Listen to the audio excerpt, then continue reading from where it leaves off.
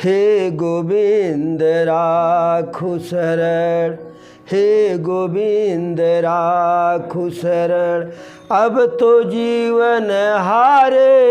हे गोविंद राखु शरण, अब तो जीवन हारे। हे गोपाल राखु शरण, अब तो जीवन हारे। हे गोविंद राखु शरण, अब तो जीवन हारे। हे गोविंद राखु शरण, नीर पिबन हेतु गयो, नीर पिबन हेतु गयो सिंधु के किनारे। नीर पिबन हेतु गयो सिंधु के किनारे। सिंधु बीच बसत ग्राह, सिंधु बीच बसत ग्राह, चरण धरि पछारे। हे गोविंद हे गोपाल, हे गोविंद राखु शरण, अब तो जीवन हारे। हे गोविंद राखु शरण, अब तो जीवन हारे। हे गोविंद राखु शरण, चारि पहर युद्ध भयो लई गयो मझधारे। चारि पहर युद्ध भयो लई गयो मझधारे। नाक कान डूबन लागे, नाक कान डूबन लागे, कृष्ण को पुकारे। नाक कान डूबन लागे, कृष्ण को पुकारे। हे गोविंद राखु शरण, अब तो जीवन हारे। हे गोविंद राखु शरण, द्वारिका में शब्द गयो, द्वारिका में शब्द गयो शोर भयो भारे। द्वारिका में शब्द गयो शोर भयो भारे। शंख चक्र गदा पदम गरुड़ ले सिधारे। शंख चक्र गदा पदम गरुड़ ले सिधारे। हे गोविंद राखु शरण, अब तो जीवन हारे। हे गोविंद राखु शरण, सूर कहे श्याम सुनो, शूर कहे श्याम सुनो, शरण है तिहारे। शूर कहे श्याम सुनो, शरण है तिहारे। अब की बेर पार करो, अब की बेर पार करो नंद के दुलारे। अब की बेर पार करो नंद के दुलारे। हे गोविंद राखु शरण, अब तो जीवन हारे। हे गोपाल राखु शरण, अब तो जीवन हारे। हे गोविंद राखु शरण, तो जीवन की रक्षा करने वाले गोविंद हैं, गोपाल हैं, राम हैं, घनश्याम हैं, अयोध्या नाथ हैं। यदि गोविंद गोपाल चाहेंगे तो जीवन में शरण मिलेगा, और यदि यह नहीं शरण देंगे तो फिर कहीं शरण नहीं मिलेगा। कल कन्हैया का रुक्मिणी से विवाह हुआ। विवाह क्या हुआ जो है, लई भागे जटाधारी जो है। जैसे जब प्रभु श्री राम जनकपुर में धनुष तोड़ दिए, विवाह होने जब गारी होने लगी तो महिलाएं पूछी लक्ष्मण से, एक ठू आपकी बहन भी हैं आप लोगों से बड़ी? तो कहीं हाँ, नाम शांताबाई या शांता देवी या शांता दीदी, शांता माई कुछ भी बताए। तो कहीं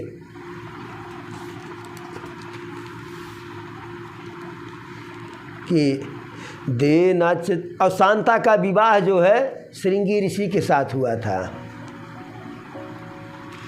देना तो चाहिए था राजकुमार को, देना तो चाहिए था राजकुमार को, और लई भागे जटाधारी छयलवा के देव चुन चुनी गारी, छयलवा के देइयो चुनी चुनी गारी, दुल्हवा के देइयो चुनी चुनी गारी।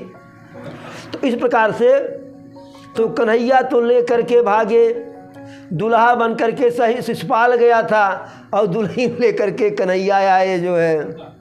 शिशुपाल प्रतिज्ञा किया मैं जाऊंगा ही नहीं चेदी में अपने राज्य में, यही आत्महत्या कर लूँगा।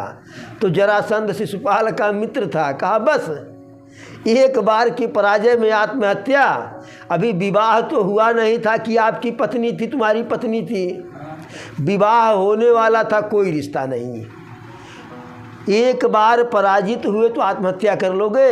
अरे इसी यादव ने, इसी ग्वाले ने हमको 17 बार पराजित किया, 17 बार भगाया, लेकिन मैंने 17 बार हार नहीं माना, 18वें बार खुद भाग गया। 18वें बार कन्हैया मथुरा को छोड़ करके द्वारिका आ गए थे।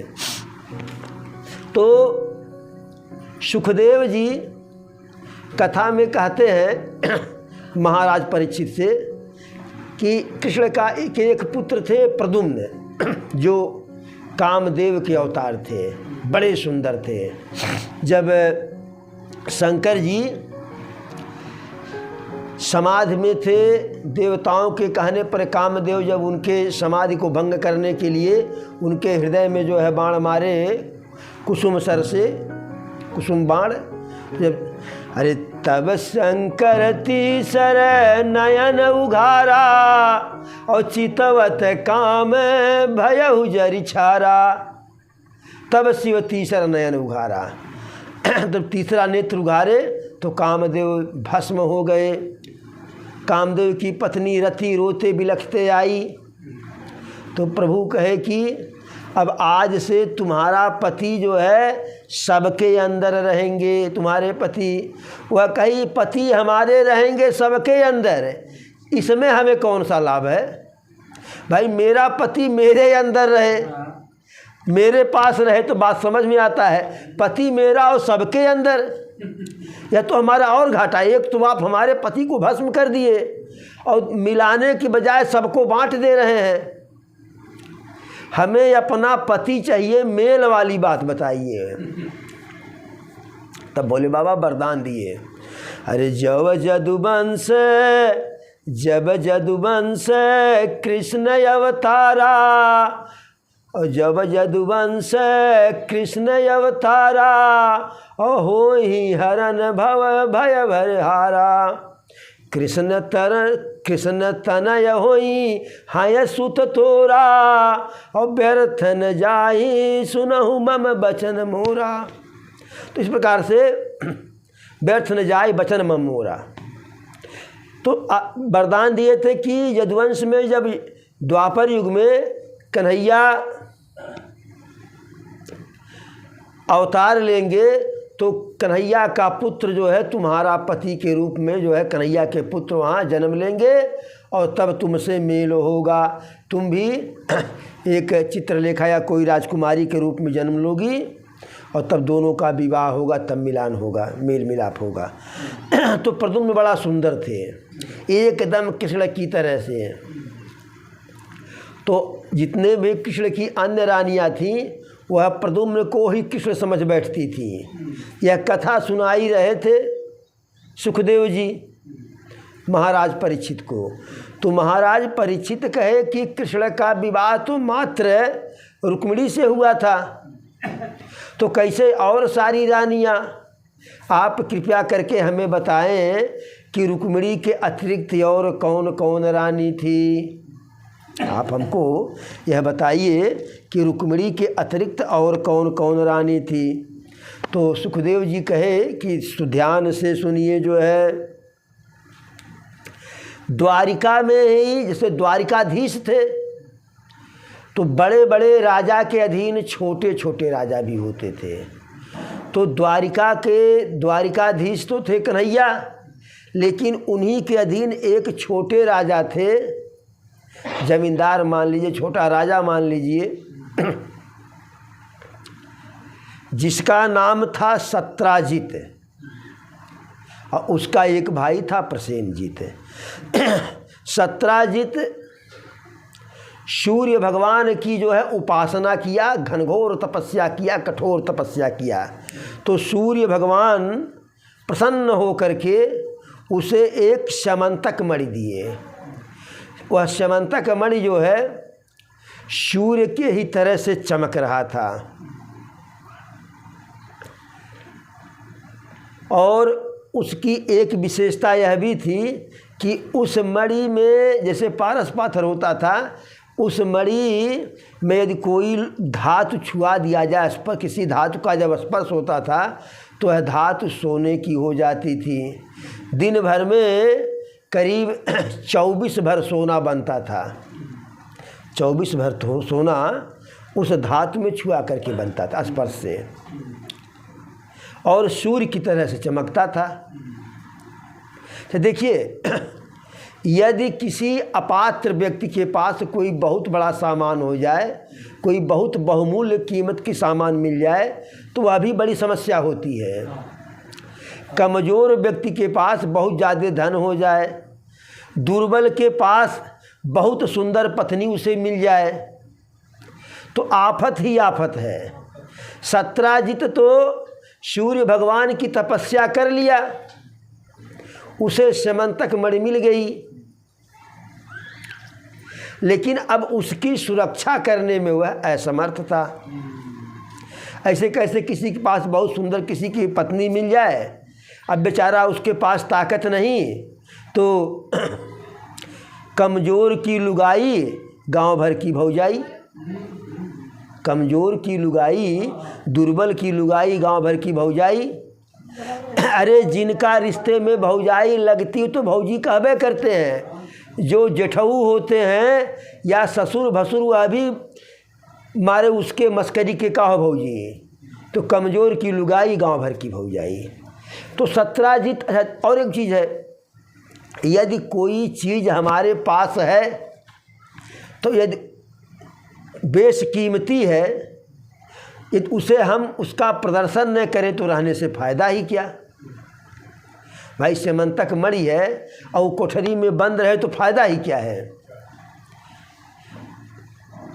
4 भर का जो है सोने की अंगूठी बन गई, अंगूठी नहीं मैंने माला, और पहन करके कुर्ता के नीचे कर ले, कोई देखे नहीं तो फ़ायदा क्या। अरे फ़ायदा तो तब जो है सोने का मोटा चैन पहनने का लाभ तब मिलेगा, मतलब तब सिद्ध होगा कि जब शर्ट के ऊपर से पहना जाए, या ऊपर से न पहना जाए, अंदर से ही रहे तो सामने का 2 बटन छटका दिया जाए कि लोग देखें कि बहुत जो है जबर सीकड़ है सोने की। अब वह एक दिन द्वारिकाधीश के यहाँ गया सत्राजित, स्यमंतक मणि को पहन करके। अब वह सूर्य के समान चमक रहा है, तो लोग द्वारिकाधीश से कहे, प्रभु साक्षात सूर्य भगवान ही जो है नरवेश में आ गए हैं आपके राज्य में, आपके राज दरबार में। तो द्वारिकाधीश कहे कि सूर्य नहीं आए हैं सूर्य भगवान, और यह स्यमंतक मणि जो है सत्राजित के पास है, वही स्यमंतक मणि सोने सूर्य की तरह से चमक रहा है, वही से प्रकाशित कर रहा है। तो वहाँ से जब सत्राजित वापस आया, किसी राजकाज से गया होगा, तो जितने यादव थे या कन्हैया के जितने सगे संबंधी थे,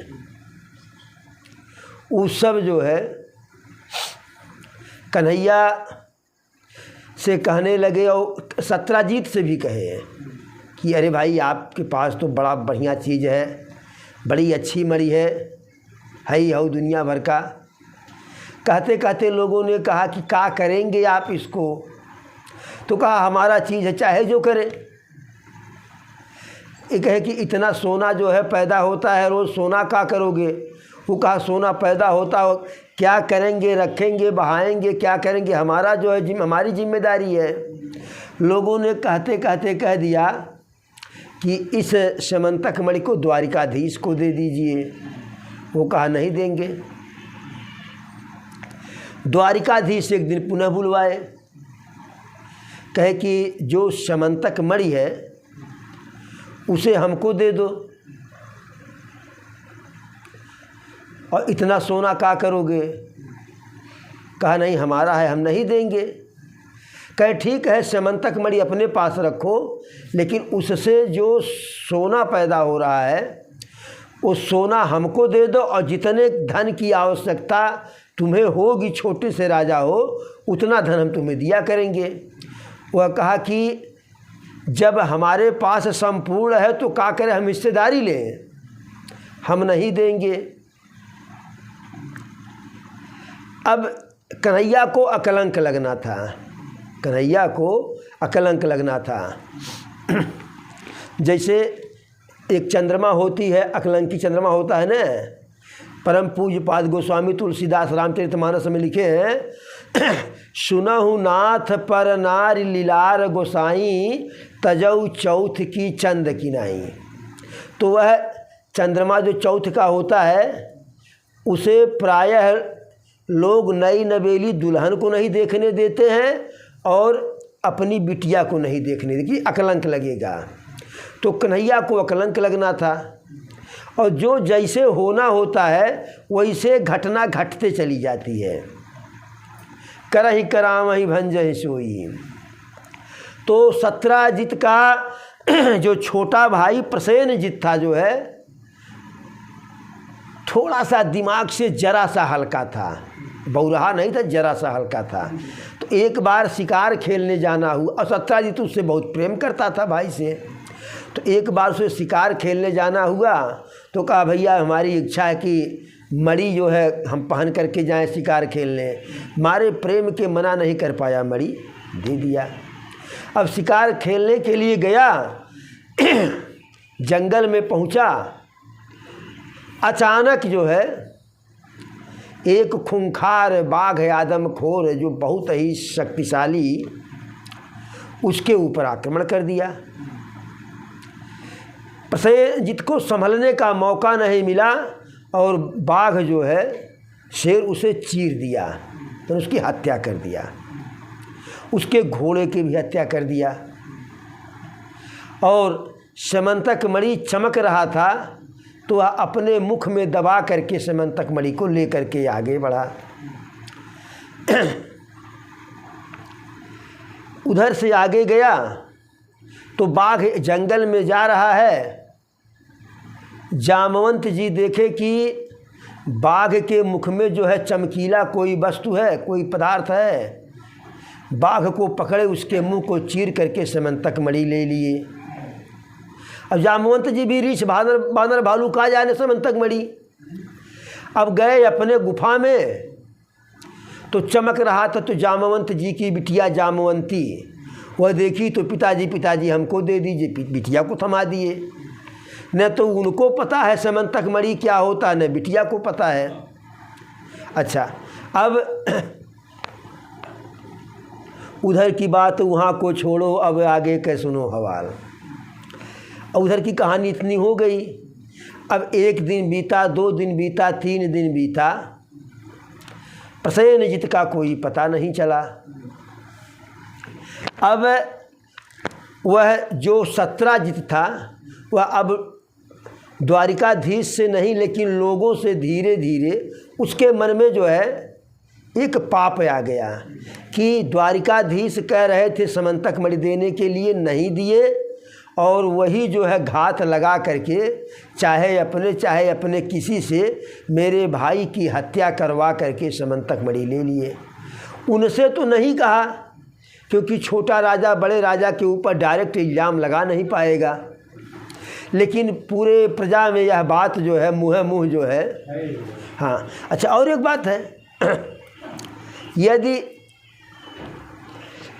वह अपनी पत्नी से कहा कि हमें लग रहा है कि द्वारिकाधीश ही हमारे भाई की हत्या करवाए और समंतक मणि ले लिए, लेकिन किसी से कहना नहीं,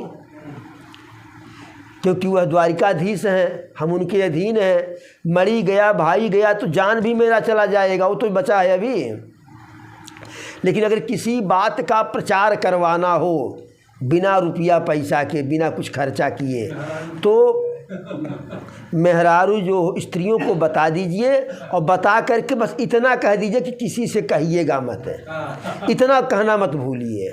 अगर यह नहीं कहेंगे तो हो सकता है न कहेंगे, अगर इतना कह देंगे कि किसी से मत कहिए, आपको अपना जान के बताए हैं, तो वह एक स्त्री कम से कम 4 स्त्री से कहेगी और उन चारों से कहेगी भाई देखिए हम अपना जान के बताए हैं और किसी से मत कहिएगा। ऐसे चारों 4 से 4 से 4 चौके 16 चौके 64 होते होते पूरे जो है नगर में, द्वारिका में यह मुँह बात जो है कानाफूसी होने लगी, बात कन्हैया तक गई। तो बलदाऊ कहे हम बुलवावें उसको, पकड़ लावें। कन्हैया कहे कि राजा और दस्यु में यह तो अंतर होना चाहिए। यदि वह कह रहा है तो हम राजा हैं, हमारा कार्य है कि हम उसके मणि को खोज करके लावें, कौन लिया, हमारे राज्य की घटना है। और हमारे राज्य में किसी के साथ कुछ भी अहित होगा तो सीधे नहीं लेकिन अप्रत्यक्ष रूप से हम ही जिम्मेदार हैं। अब गुप्तचर विभाग की मीटिंग बुलाई गई,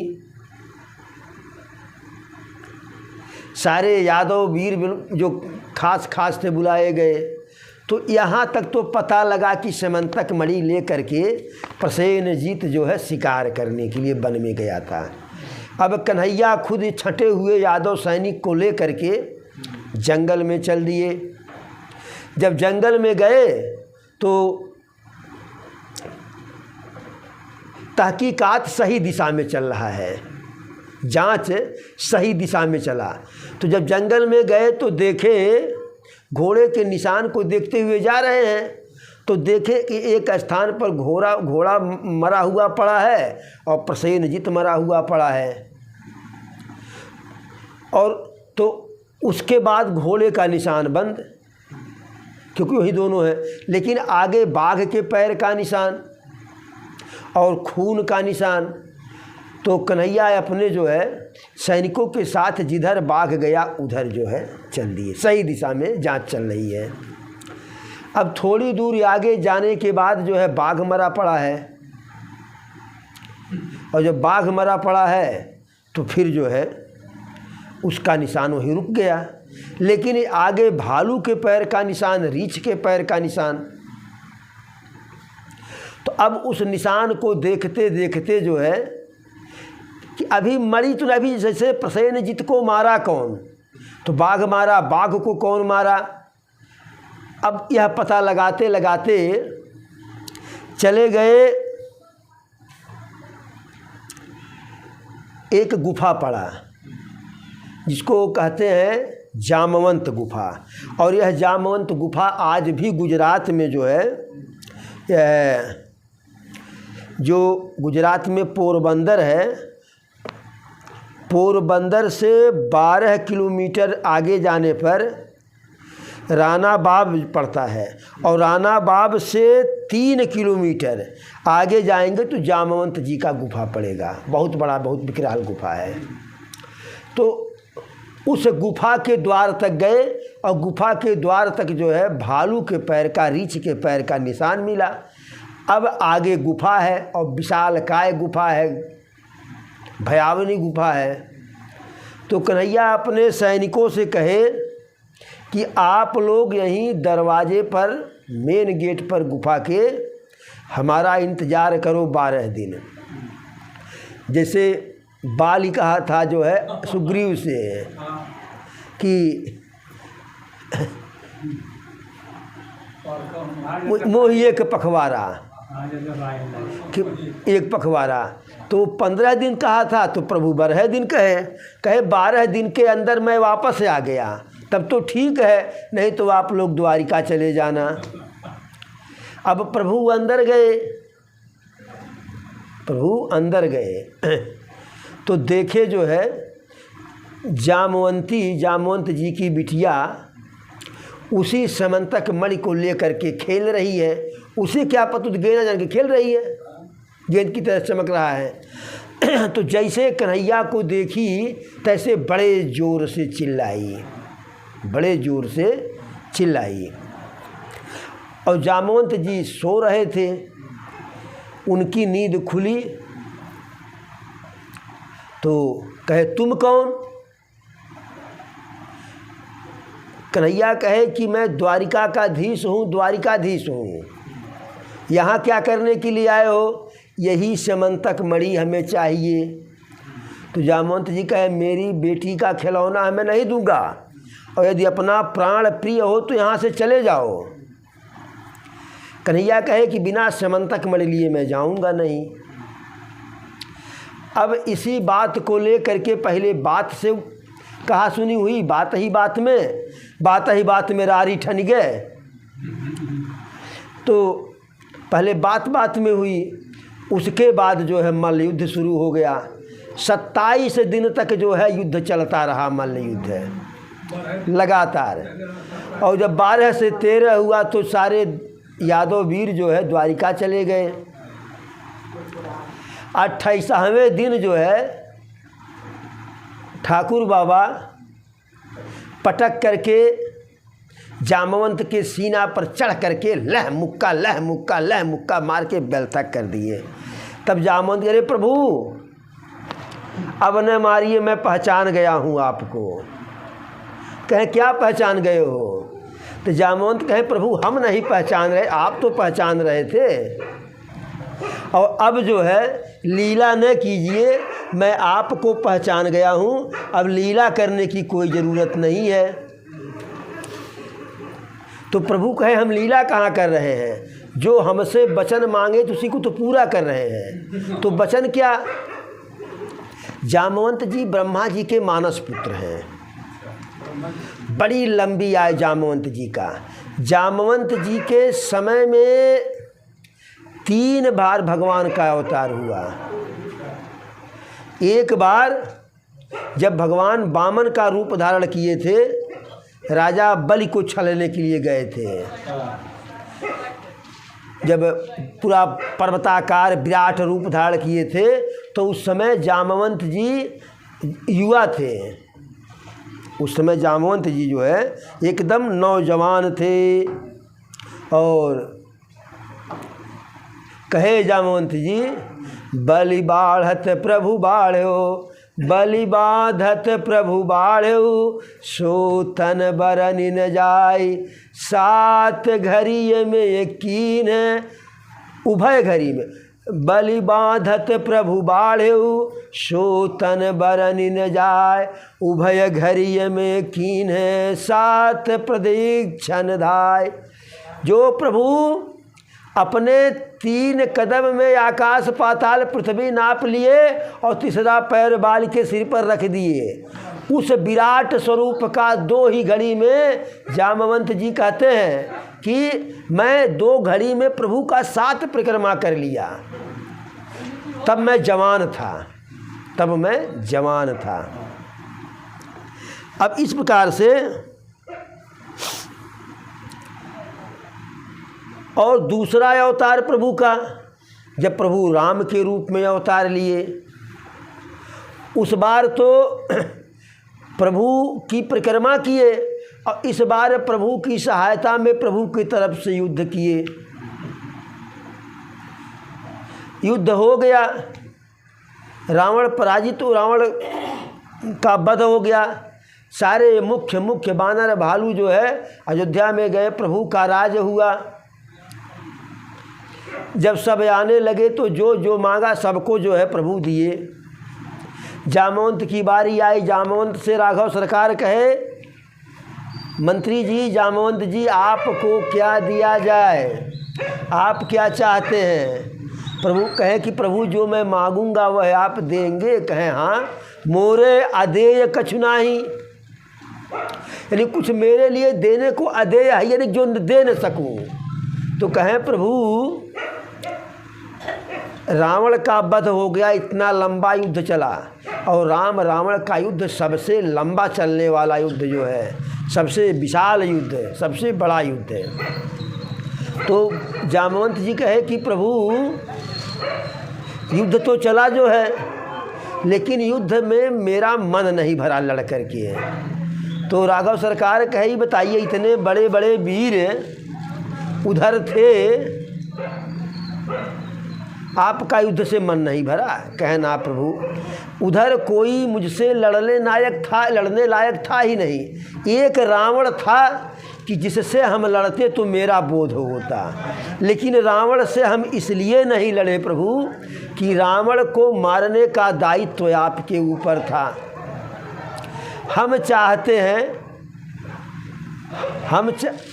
हैं कि आप हमसे युद्ध करें। जामवंत जी कहे प्रभु हम चाहते हैं कि आप हमसे युद्ध करें। तो प्रभु कहे कि यह तो भाई देखिए मर्यादा के विपरीत होगी। हम मर्यादा पुरुषोत्तम हैं और आप हमारे सहयोग में हमारे साथ युद्ध किए, तो अब आपसे युद्ध करना मर्यादा का उल्लंघन हो जाएगा। इस मर्यादा का उल्लंघन हम कर नहीं सकते हैं। आप हमें अपना स्वामी मानते हैं, तो अब आप सेवक हुए, तो स्वामी और सेवक के बीच में युद्ध जो है यह मर्यादा को भंग कर देगी। लेकिन जब आप कह ही रहे हैं तो यह आपकी इच्छा पूरी होगी। जब द्वापर युग में हम कृष्ण के रूप में अवतार लेंगे, तब उस समय हम आपसे लड़ेंगे, तब आप हमको नहीं पहचान पाएंगे। तो वही फिर जब कन्हैया का अवतार हुआ, तब जा कर के जो है वही जामवंत जी के को जो वचन दिए थे मन भर युद्ध करने के लिए, तब प्रभु जो है 27 दिन लगातार लड़े, जोड़ बराबर रहा। 28वें दिन प्रभु जीते जो है। तो जैसे प्रभु जीते तैसे जामवंत पहचान लिए कि प्रभु आप जो है वही भगवान है, वही नारायण है। तो कहे ठीक है, अब तो कहे प्रभु विश्राम कीजिए, जो है जलपान कीजिए, कुछ आपके खातिरदारी करें। तो प्रभु कहे 27 दिन से कम खातिरदारी किए हो, अब खातिरदारी की बात छोड़ो, सेवा का बात छोड़ो, है समंतक मणि हमको दे दो, क्योंकि इसी का कलंक मेरे ऊपर लगा है। तो जामवंत कहा प्रभु समंतक मणि तो मैं आपको नहीं दे सकता हूँ। कहे वो क्यों? कहा कि समंतक मणि मैं अपने बेटी को दे दिया हूँ, और जो चीज़ बिटिया को दे देते हैं उसे बिटिया से वापस नहीं लिया जाता है। यह हमारे सनातन धर्म का मर्यादा है, प्रभु वापस नहीं ले पाएंगे। कहने समंतक मणि हमको चाहिए। तो जामवंत जी भी बुद्धिमान थे, बिल्कुल बुद्धि के राशि थे, भंडार थे। कहे प्रभु एक ही उपाय है, यदि आपको समंतक मणि चाहिए तो हम मणि तो बिटिया को दिए हैं, लेकिन अभी अपनी बिटिया को किसी को नहीं दिए हैं। तो यदि आप हमारी बिटिया को ले लीजिए तो दहेज में समंतक मणि आपका अपने आप हो जाएगा। बोलो वृंदावन बिहारी लाल की जय। प्रभु कहे कि मरता सो क्या नहीं करता, समंतक मणि लेना ही है, अब बिटिया भी आपका लेकर के जाएंगे। तो वहीं जो है जामवंत उसी गुफा में जामवंती के साथ जो है प्रभु का विवाह कर दिए। अब जब विवाह कर दिए तो जैसे वह समंतक मणि जामवंती का, वैसे समंतक मणि कन्हैया का, क्योंकि पति पत्नी में कोई बंटवारा नहीं, जो पति का वह पत्नी का, जो पत्नी का वह पति का। समंतक मणि के जामवंती के साथ समंतक मणि को लेकर के वापस आए, द्वारिका में पहुँचे। तो लोगों ने पूछा कि मेरे मणि खोजने के लिए गए थे कि विवाह करने के लिए गए थे? कहे भाई मणि विवाह में दहेज के रूप में मिला है, नहीं तो अगर विवाह न करते तो मणि मिलता नहीं। प्रसेनजीत को बुलाया गया, सारी कहानी बताई गई कि ऐसे ऐसे जो है अनावश्यक मेरे ऊपर लांछन लगाए थे, चोरी का इल्ज़ाम लगाए थे, हत्या का इल्ज़ाम लगाए थे, और जो मैं कह रहा हूँ उसके लिए प्रमाण पत्र के रूप में जामवंती को साथ लेकर के आए हैं। तो प्रसेनजित पूरी जो है द्वारिका इस बात को समझ गई, पूरी द्वारिका इस बात को समझ गई कि तो उस समंतक मणि को जामवंती से लेकर के कन्हैया दे दिए सत्राजित को। अब सत्राजित के पास मणि हो गई, लेकिन जो उससे गलती हुई कि द्वारिकाधीश के ऊपर इल्ज़ाम लगा दिया, जो है कलंकित किया, कलंक लगा, उसका उसे बहुत ग्लानि है, उसका उसे बहुत ग्लानि है। और उसके पास भी एक बेटी थी सत्यभामा, उसके पास भी एक बेटी थी सत्यभामा। तो अब जहाँ भी वो जाए लोग उसे गाली दें कि बहुत नीच आदमी है, बहुत बुरा आदमी है, अपने राजा को जो है कलंक लगाया। मैंने पूरे द्वारिका में जहाँ भी जाए, जिसके भी पास जाए, गाली ही उसको मिले जो है। और सोचा बड़ी भारी समस्या हुई, तो आया फिर जो है कन्हैया के पास, कहा प्रभु समंतक मणि आप हमको दे दिए, लेकिन गाली हमें भरपूर मिल रहा है। तो कहे उसमें हम क्या करें, गलती किए हो तो गाली मिलेगा। कहे प्रभु यदि आप चाहें तो गाली हम बच जाएंगे। कन्हैया कहे वो बताऊँ कैसे। कहे प्रभु समंतक मणि आप ले लीजिए, समंतक मणि आप ले लीजिए। कन्हैया कहे कि समंतक मणि हम ले लेंगे तो फिर यही जो है सारा समाज हमको कहेगा कि समंतक मणि के ही कारण जो है यह सारा कुरचना हुआ। तो कहा प्रभु ऐसा है कि आप ऐसे समंतक मणि न लीजिए, जो है हम अपनी लड़की का विवाह है, आप पुत्री का विवाह है आपके साथ कर दे रहे हैं सत्यभामा का, तब हम सत्यभामा को समंतक मणि दे देंगे, आपके पास आ जाएगा। कन्हैया कहे तो और बड़ी समस्या है, यदि सत्यभामा का विवाह मेरे साथ कर दोगे और समंतक मणि आ जाएगा तो सारे राज्य के लोग यही कहेंगे कि समंतक मणि के लिए ही विवाह किए हैं। कहा प्रभु बिटिया का विवाह कर दे रहे हैं। तो प्रभु कहे ठीक है, तुम्हारा प्रस्ताव हम स्वीकार कर ले। और कहा प्रभु जब मैं आपका ससुर बन जाऊंगा तो भला कौन मुझको गाली देगा। भाई बड़े घर में रिश्ता लग जाए तो कौन गाली देने वाला है। तो इस प्रकार से सत्यभामा का विवाह हो गया। लेकिन कन्हैया कहे कि आपकी लड़की को हम स्वीकार करेंगे, लेकिन समंतक मणि अपने पास रखो। हाँ, उससे जो सोना पैदा होगा वह हमें दे देना, जितने धन की आवश्यकता होगी उतना हम देते रहेंगे। समंतक मणि मेरा ही है, लेकिन वह बंधक के रूप में तुम्हारे पास, जिससे हमारे ऊपर फिर कलंक न लगे। सत्यभामा का विवाह हो गया कन्हैया के साथ। बोलो वृंदावन बिहारी लाल की जय। लेकिन सत्यभामा का रिश्ता जो है, जिसको कहते हैं बरच्छा या बरछकाई, सत्यधनवा के साथ पहले ही हो गया था।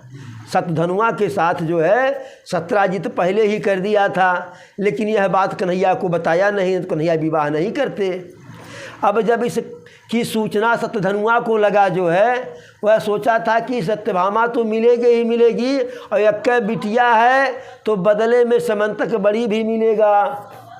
लेकिन सत्यभामा का विवाह इधर हो गया, समंतक मणि भी हाथ से गई। न खुदा ही मिला न विशाले सनम, न इधर के हुए न उधर के हुए।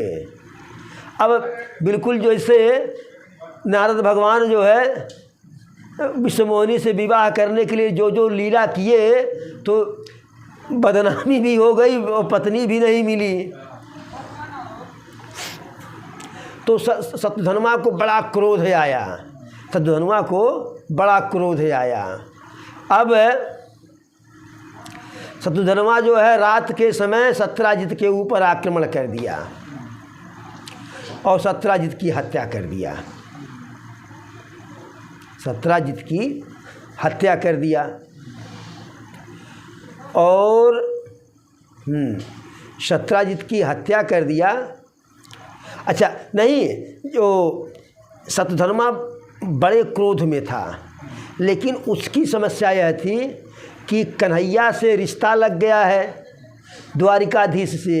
यदि इस समय हम सत्राजित के साथ कुछ भी गलत करते हैं तो कन्हैया बख्शने वाले नहीं हैं, द्वारिकाधीश हैं। उसी समय यहाँ हस्तिनापुर में या इंद्रप्रस्थ मान लीजिए, जहाँ पे युधिष्ठिर राजसूय यज्ञ कर रहे थे, कन्हैया उधर गए हुए थे। कन्हैया उधर गए हुए थे रिश्तेदारी में। अब शत्रुधनुआ को जब यह पता चला कि दोनों भाई कन्हैया बलदाऊ हस्तिनापुर गए हैं, उधर कार्यक्रम में व्यस्त हैं, तो उसे बढ़िया मौका मिला। वह कन्हैया के अनुपस्थिति में सत्राजित के ऊपर आक्रमण कर दिया और सत्राजित की हत्या करके समंतक मणि ले लिया। अब वह सोचा कि समंतक मणि मिल ही गया है, अब द्वारिका में रहने की क्या आवश्यकता है, चाहे जहाँ रहेंगे, धन की कोई कमी नहीं, जहाँ रहेंगे वहीं राज्य बना लेंगे। लेकिन जब इसकी सूचना हस्तिनापुर में गई तो जब सत्यभामा सुनी मेरे पिता की हत्या हो गई, तो वहीं रोने बिलखने लगी सत्यभामा। और वहाँ से तुरंत जो है कन्हैया समझाया, अरे तुम काहे रो रही हो, तुम्हारे पिताजी की हत्या हुई तो हमारे ससुर की भी हत्या हुई, और पिता से ससुर की कीमत कम नहीं होती बल्कि अधिक होती है। सासू तीरथ, ससुरा तीरथ, तीरथ साला साली है, और सब तीरथ के ऐसे वैसे चारों धाम घर वाली है। और आज के समय में तो असली पिताजी जो है, कुछ कहें माना जाए न माना जाए, लेकिन वो पिताजी पापा जी कहेंगे तो घर विवाह हो तो 1 दिन का 2 दिन का टाइम, ससुराल में विवाह हो तो हफ्ता भर की छुट्टी, चाहे लाख काज। तो कन्हैया कहे चिंता न करो। वहाँ गए, जब पता लगाए तो जब पता चला कि जो है ऐसे ऐसे बात है कि हत्या हो गई, समंतक मणि भी गायब है, तो कन्हैया इमरजेंसी मीटिंग किए, सारे जासूसों को लगा दिए, द्वारिका की पूरी सीमा को सील कर दी गई कि कोई भी नगर से जाने न पावे बाहर, और जो भी हमारे ससुर की हत्या किया है उसको मैं प्राण दंड दूंगा। अब शत्रुधनुआ को जब यह सूचना मिली कि कन्हैया प्रतिज्ञा किए हैं प्राण दंड देंगे, तो कन्हैया से बच नहीं मिलेगा, और जो कन्हैया कहते हैं वह कर देते हैं, बाहर जाने का कोई रास्ता नहीं। तो जब कन्हैया मथुरा से द्वारिका आए तो अक्रूर जी कन्हैया के साथ द्वारिका आ गए थे। अक्रूर जी कन्हैया के परम भक्त थे, कन्हैया का भजन करते थे, भक्ति करते थे, पूजा करते थे, अर्चना करते थे, संत हृदय थे। तो शत्रुधनुआ को लगा कि और किसी से बात करने से काम नहीं चलेगा, अक्रूर जी रिश्ता में चाचा भी लगते हैं, संत हृदय हैं, हमारी पीड़ा को समझ करके जो है कुछ बात बना देंगे। तो रात में 12 बजे जो है अक्रूर जी के पास चला गया, समंतक मणि लेकर के अपने सारे अपराध को स्वीकार कर लिया। अक्रूर जी कहा कि समंतक मणि ले लीजिए, हमको किसी तरह से बचा लीजिए। अक्रूर जी कहे समंतक मणि लाओ। समंतक मणि जब अक्रूर जी ले लिए तो कहे भागो, बचा तो कोई नहीं पाएगा कन्हैया से, भाग जाओ, अगर यदि भाग गए तो बच जाओगे। हाँ, अब कहा समंतक मणि भी ले लिए। तो अक्रूर जी कहे कि समंतक मणि नहीं रहेगा तुम्हारे पास तो तुम्हारा बचना संभव है, लेकिन समंतक मणि यदि रात में भी जाओगे तो सूर्य की तरह से चमकेगा, बच के निकल नहीं पाओगे। अब सीमाशील है, चारों तरफ बॉर्डर पे जो है सैनिक पहरा दे रहे हैं, लेकिन दिव्य घोड़े पर सवार हो करके शत्रुधनवा भागा। और जब शत्रुधनवा भागा तो जो सैनिकों का दीवार था उसको तोड़ करके भागा। सूचना कन्हैया को मिली, सूचना कन्हैया को मिली। कन्हैया और बलदाऊ रथ पे सवार होकर के उसके पीछे लग लिए। और इधर देखिए अक्रूर जी जब समंतक मणि पा गए तो संत हृदय थे, उनको तो समंतक मणि राजकोष में जमा कर देना चाहिए था। लेकिन धन ऐसी चीज़ है, माया ऐसी चीज़ है, हे माया महा ठगिन हम जानी। वह भी उनकी भी बुद्धि मारी गई। समंतक मणि लिए हैं, कहीं चर्चा नहीं। और कन्हैया और बलदाऊ जी उसके पीछे लग लिए। अब वह घोड़े से भागते भागते भागते भागते कहाँ गया? जनकपुर चला गया। जब जनकपुरी की सीमा में पहुँचा तो ठोकर लग करके उसका घोड़ा गिर गया दौड़ते दौड़ते। जब घोड़ा गिरा तो वह भी गिर गया। तो कन्हैया कहे बलदाऊ से, भैया आप रथ में रहिए और हम जा रहे हैं। नहीं, जब घोड़ा गिर गया जो है तो वह पैदल भागने लगा। तो कन्हैया कहे भैया आप रथ में रहिए, मैं पैदल इसका पीछा कर रहा हूँ। और पीछे दौड़ते दौड़ते दौड़ते दौड़ते जब एकदम पास में पाए तो कन्हैया मारे एक मुक्का खींच के पीछे में आई पड़े। वह जो है मैंने बहरा गया। सारी कहानी बताया कि इसमें मेरा कोई दोष नहीं है, मेरे साथ 17 जितने छल किया जो है, लेकिन मारे थकान के जो है और कन्हैया का चोट लगा था उसका जो है गोविंदाय नमः हो गया। लेकिन मणि जो है नहीं मिली, मणि नहीं मिली। और वह बता भी नहीं पाया कि मणि मैंने किसको दिए हैं। इतना तो बताया हत्या मैंने किया, लेकिन मणि बताने के पहले गोविंदाय नमः हो गया। अब कन्हैया वापस आ रहा, जो उसका तलाशी वलाशी बड़े कायदे से लिए, एक एक जेब टटोल लिए, लेकिन समंतक मणि का कहीं पता नहीं। अब कन्हैया आए बलदाऊ से कहे भैया यह तो सही बात है कि हत्या तो यही किया था, लेकिन समंतक मणि इसके पास नहीं है। अब बलदाऊ जी को शंका हो गया, उनके मन में जो है शंका आ गया कि कहीं ऐसा तो नहीं कि मेरा कन्हैया ही मणि को लेकर के कहीं छिपा दिया है और हमसे झूठ बोल रहा है। अब बलदाऊ जी के मन में शंका हुआ तो सोचे कि यदि कन्हैया के साथ रहेंगे तो रोज़ इनसे मिलेंगे, इनका दर्शन होगा, तो उससे जो खटास है वह बढ़ता ही जाएगा। तो बलदाऊ जी कहे कन्हैया ऐसा है, मेरा विचार यह कर रहा है कि तुम जाओ द्वारिका और मैं यहाँ जनकपुरी में, यहाँ के महाराज बड़े ज्ञानी हैं, वैज्ञानिक हैं, बड़े सिद्ध पुरुष हैं, इनके पास कुछ दिन रह करके सत्संग करके तब आऊँ। कन्हैया तो बूझ ही गए क्या चल रहा है दाऊ के मन में, लेकिन कन्हैया के पास कोई प्रमाण तो है नहीं। कहे दाऊ जैसी आपकी इच्छा। कन्हैया उधर चले आए और दाऊ वहाँ गए, सारी कहानी बता दिए कि ऐसे ऐसे हम, और यह नहीं बताया कि मैंने कन्हैया मणि ले लिया है, आने का कारण बताए। जब जनक जी को पता लगा कि कन्हैया आए थे और हमारे राज्य में से आकर के वापस चले गए, हम तक नहीं आए, तो बड़ा पछतावा हुआ जनक जी को। तो बाद में जनक जी सूचना दिए, पत्रवाहक को भेजे, तो कन्हैया फिर जाकर के मिले थे। अब दाऊ वहाँ 3 महीने रह गए, दाऊ वहाँ 3 महीने रह गए। और उसी 3 महीने में बढ़िया अवसर मिला दुर्योधन को कि इधर कुछ खटपट है, दाऊ जनकपुर में है, जा कर के दुर्योधन जो है दाऊ के पैरों में पड़ गया और कहा कि आपसे श्रेष्ठ गदाधर इस संसार में कोई नहीं है प्रभु, आप हमको गदा युद्ध में पारंगत कर दिए।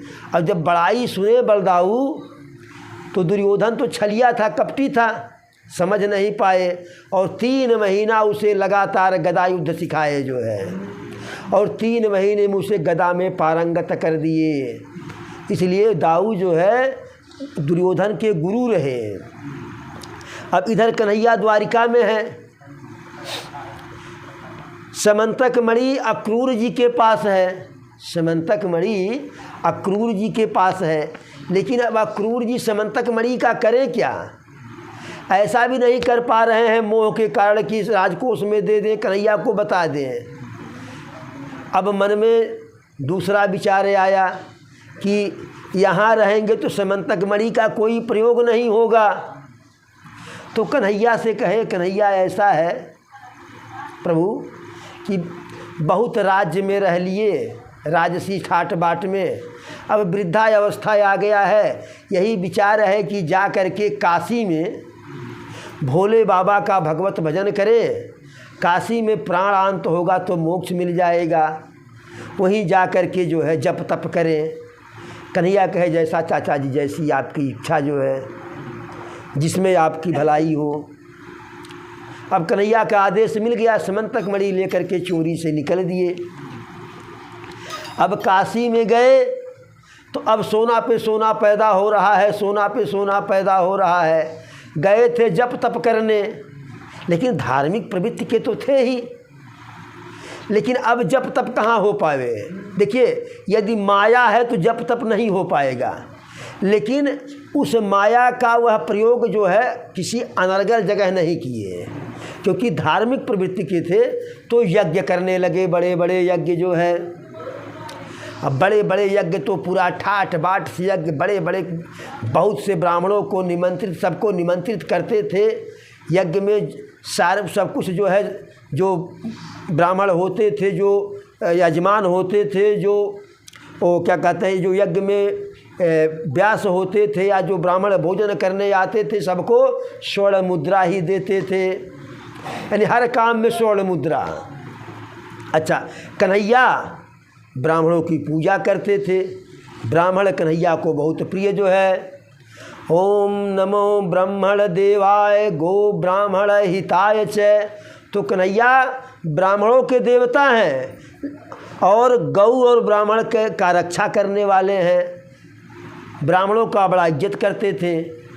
तो जो ब्राह्मण जो है यहाँ दान दक्षिणा कोई द्वारिका का ब्राह्मण काशी में पाया जो है, वह जा कर के कन्हैया से मिला। अरे बाऊ, अक्रूर जी जा कर के वहाँ जो है बड़ा यज्ञ कर रहे हैं और दान दक्षिणा तो पूरा लुटा दे रहे हैं, स्वर्ण मुद्रा का भंडार लगा दे रहे हैं, बढ़िया बढ़िया भोजन करा रहे हैं। अच्छा, ब्राह्मण कहीं पाएगा, कहीं भी उसे दक्षिणा बढ़िया मिलेगा तो 10 जगह कहेगा पक्का है। तो कन्हैया से कहे, अब कन्हैया जी की छठी इंद्री खतरे का संकेत किया जो है। यहाँ जप तप करने गए थे, अक्रूर जी के पास इतना धन कहाँ से, अक्रूर जी के पास इतना धन कहाँ से। कन्हैया चल दिए बनारस में, काशी चल दिए कन्हैया। और जब कन्हैया को देखे अक्रूर जी तो बिल्कुल जो है पसीना पसीना हो गए, पसीना पसीना हो गए। पूछे मैंने कि क्या हो रहा है, कहें कि बस यही भगवत भजन हो रहा है। कन्हैया रुक गए। अब अक्रूर जी से कुछ कहते नहीं बन रहा है जो है। अक्रूर जी सोचे कि अपराध तो बहुत बड़ा हमसे हो ही गया है, स्वीकार कर लेने में ही भलाई है। देखिए, गलती किसी से हो सकती है, गलती अपराध किसी से हो सकता है, लेकिन अपराध करने वाला अपराधी नहीं है। जो अपराध करके अपराध को स्वीकार न करे वह सबसे बड़ा अपराधी है। अक्रूर जी से अपराध हो गया, लेकिन अब वह अपने अपराध को स्वीकार लिए जो है। कन्हैया के सामने हाथ जोड़ लिए, कन्हैया के सामने हाथ। कन्हैया से पूछे कि आप कैसे, कन्हैया से अक्रूर जी पूछे आप कैसे। कन्हैया कहे कि ससुर जी की हत्या हो गई थी, हत्यारे का तो पता चला लेकिन समंतक मणि का कुछ पता नहीं चला। अक्रूर जी कहे पता अब तक नहीं चला, कहे ना। तो कहे कि आप यहाँ क्या करने के लिए तब आ गए हो। हथ खोजना है आपको जो है समंतक मणि है, तो कहें हमें कुछ कुछ सुराख लगा है कि समंतक मणि इसी काशी में है। अब अक्रूर जी को लगा कि जब इनको इतनी भनक लग गई है तो अक्रूर मणि कहाँ है यह भी पता लगा लेंगे। तो वह पता लगावे उससे पहले हम अपना जुर्म जो है कबूल कर लें। तो अक्रूर जी हाथ जोड़ करके अपने सारे अपराध को स्वीकार किए, कहे कि समंतक मणि मेरे पास है। तो कन्हैया का इसका मतलब सत्राजित की हत्या भी आप ही किए? कहे ना प्रभु, मैं हत्यारा नहीं हूँ। तो कहें समंतक मणि कैसे आया आपके पास? अक्रूर जी कहे कि ऐसे ऐसे आया, जो है शत्रुधनुआ जो है समंतक मणि ले करके आया 12 बजे रात में। अब बताइए 12 बजे रात में लक्ष्मी स्वयं चल के आ रही तो मैं कैसे अस्वीकार कर दूं? लक्ष्मी का अनादर कैसे कर दूं? और लक्ष्मी के रूप में भी समंतक मणि। प्रभु मैं माया से ग्रसित हो गया, प्रभु लालच मुझ में आ गई, यह लीजिए आपका समंतक मणि है। तो इस प्रकार से समंतक मणि का पता लगाए प्रभु जो है, और जो उनके ऊपर कलंक लगा था सारे कलंक से जो है मुक्त हो गए प्रभु।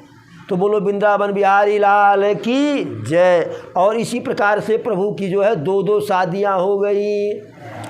खोजने गए थे समंतक मणि और ले करके आए 2-2 पत्नी जो है।